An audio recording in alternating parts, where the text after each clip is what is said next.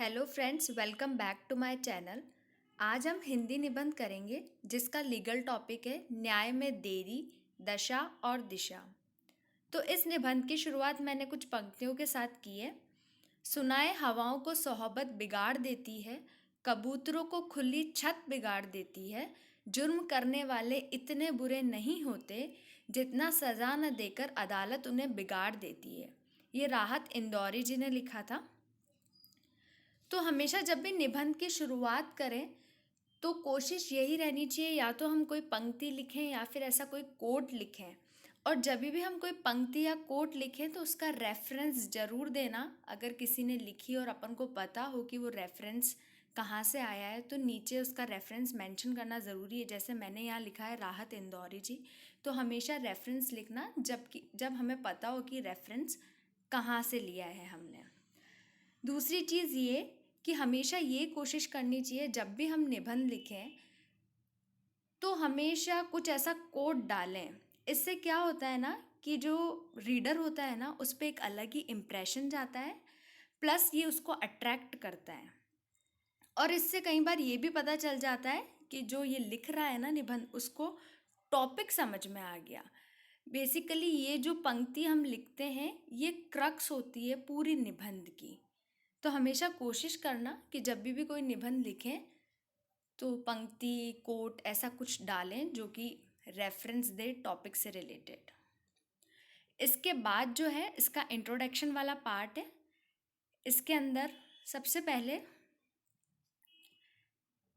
न्याय में विलंब न्याय से इनकार है, एक न्यायिक सूत्र है।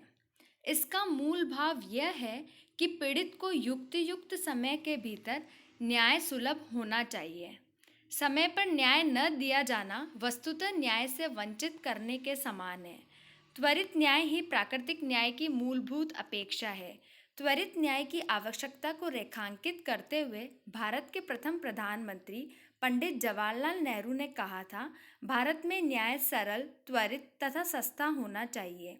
मुकदमेबाजी एक रोग के समान है, इसे पहले फैलने देना और इसके बाद चिकित्सक की तलाश में भागना अच्छा नहीं है। तो जो इसका इंट्रोडक्शन पार्ट है इसमें मैंने पहले ये बताया है कि न्याय में विलंब न्याय से इनकार ये एक जुडिशियल रूल है। इसका मेन इंटेंशन क्या है कि जो भी विक्टिम है ना उसको रीज़नेबल टाइम के अंदर जस्टिस मिलना चाहिए। और फिर ये कह रहा है कि अगर उसको रीज़नेबल टाइम पे जस्टिस नहीं मिलता है और बियॉन्ड टाइम मिलता है तो वो जस्टिस नहीं होता है। उसको ऐसा होता है कि वो जस्टिस से डिप्राइव ही हुआ है, चाहे उसे जस्टिस मिल भी क्यों ना किया हो। फिर ये कहता है कि त्वरित न्याय ही प्राकृतिक न्याय की मूलभूत अपेक्षा है, कि नेचुरल जस्टिस के एम्बिट में आता है स्पीडी ट्रायल। उसके बाद ये कह रहा है, इसके बाद मैंने यहाँ एक इम्पॉर्टेंट चीज़ लिखी है जो कि भारत के प्रथम प्रधानमंत्री थे जवाहरलाल नेहरू जी।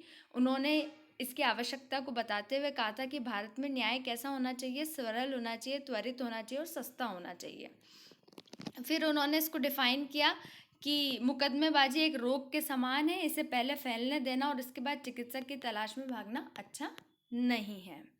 तो ये एकदम सा प्रिसाइज वे में हमने इसका इंट्रोडक्शन लिख दिया कि क्या होता है न्याय और कैसे अगर हम जस्टिस डिले जस्टिस डिनाइड वाली जो हम बात करते हैं कि अगर टाइम पे अगर न्याय नहीं मिलता है तो वो उसको पीड़ित को न्याय से वंचित रखने के बराबर है।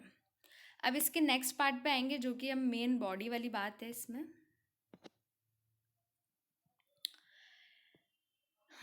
अब अपन सबसे पहले इसकी प्रॉब्लम पे बात करते हैं। ये कह रहा है कि भारत की न्यायिक व्यवस्था की समस्याओं का सबसे बड़ा कारण क्या है? मामलों की संख्या अधिक होना नहीं है, बल्कि मामलों का शीघ्र निस्तारण न करना है।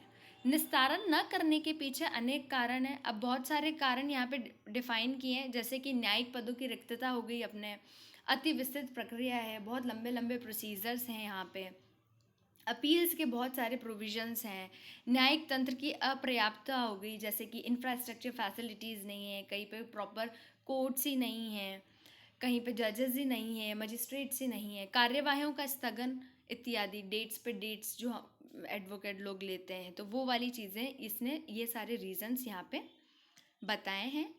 फिर ये बोल रहा है, लेकिन हमारी अदालतें इस सिद्धांत पर चलती है कि देर भले ही हो लेकिन अंधेर नहीं होगा।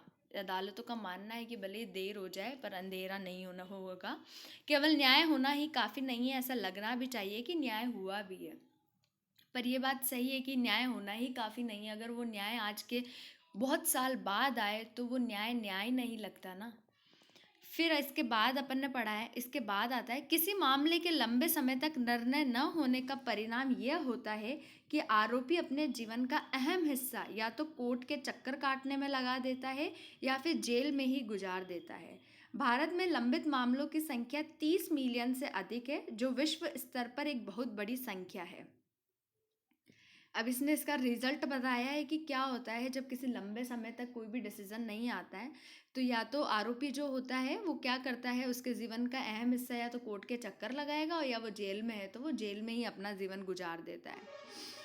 फिर ये बता, यहाँ पे डाटा दिया गया है कि भारत में जो भी अभी तक लंबित मामले हैं, इनकी संख्या जो है अभी 30 मिलियन से ज़्यादा है, और ये एक बहुत बड़ी संख्या है वर्ल्ड वाइड लेवल पे। फिर आता है, अगर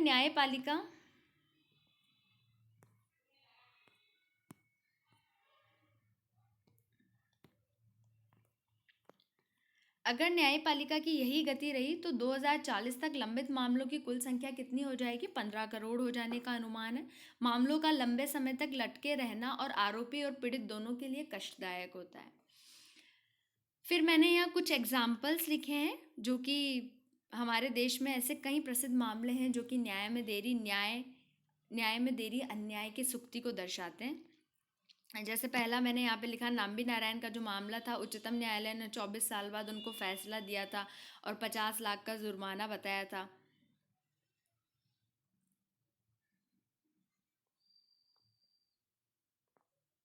फिर मैंने 1992 का हर्षद मेहता सिक्योरिटी स्कैम बताया है यहाँ पे। फिर 1993 का जो मुंबई ब्लास्ट हुआ था उसके बारे में बताया। अभी तक भी पूरा डिस्पोजल नहीं हुआ है केस का, सिर्फ याकूब मेनन को 22 साल बाद फांसी की सज़ा हुई थी। तो ये सारे मामले दर्शाते हैं कि न्याय पाने के लिए इतना लंबा समय लगना एक मामूली बात हो गई है, और इतने बड़े मामलों में इतना समय लग जाता है तो छोटे मामले में तो कितना ही समय लगेगा।